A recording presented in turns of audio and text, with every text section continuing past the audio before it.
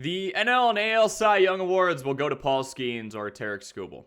That is what many fans will say and believe, but Garrett Crochet has everything he needs, in my opinion, to win some hardware in the American League this year. Let's dive into everything Crochet has to offer and discuss why 2026 could be his season.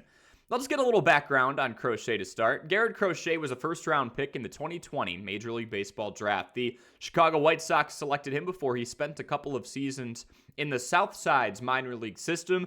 He then made his Major League debut in 2020, but after being a bullpen arm and working through some injuries for the next couple of years, it actually took 72 appearances and all the way until 2024 before the premier southpaw made his first start. Then, as you probably know, he made it count. The man registered a 3.58 earned run average, and even though his win-loss record suffered during a 41 and 121 regular season for the Sox, the league quickly took notice of what Crochet had to offer. Chicago then traded him to the Boston Red Sox in exchange for Kyle Teel, Chase Mydroff, Braden Montgomery, and Wickelman Gonzalez. Crochet went on to be the best strikeout pitcher in the majors last year. He went 18-5 with 255 strikeouts. Again, that's just in his second year as a starter. Let's take a look at what makes him so dominant. So here's the 26-year-old's Baseball Savant page. My goodness, if you aren't familiar with Baseball Savant, it's a great advanced analytics database, and red is awesome.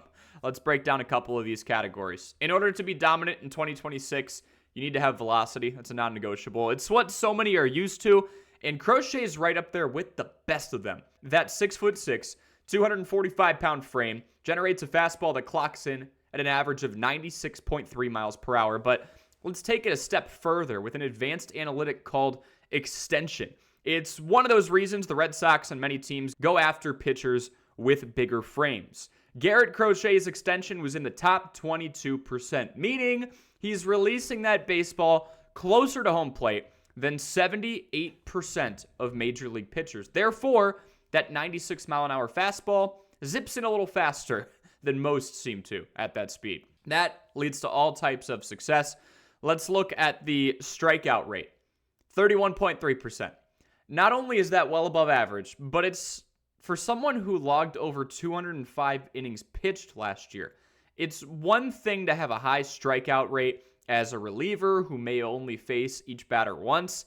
The opposing team can't get a long look at the guy. They can't make adjustments, what have you. That's not the case with starting pitchers. Garrett Crochet has to go in and see the same hitters not once, not twice, but sometimes 3 and 4 times, where they have the ability to fine-tune their approach and just take intel on him with larger sample size. Another analytic to look at, how about the chase rate, north of 32.5%? And you've seen the windup, it's deceiving, the motion is tough to time, and this isn't your typical arsenal. Crochet, like many of the greats, has been adding to his. In 2021, he had 4 pitches and utilized his four-seam fastball over 80% of the time, extremely high. Fast forward to 2025, and Crochet only went in with that fastball 36% of the time, partially because he's working with 6 pitches in the modern day and continues to find different ways to manipulate the baseball. Why will 2026 be Garrett Crochet's year? Because in just 2 years as a starter, he already threw over 250 strikeouts. He is now finding different ways to experiment and fool hitters the second, third, and fourth time through the order. I believe this is his season. I believe he overtakes Tarik Skubal because he's quickly gaining more experience as a starter, and considering the numbers he put up as a second-year starter, I'd be pretty scared if I were the rest of the league. If you enjoy breakdowns like this, make sure you leave a like and subscribe, and we will catch you in the next video.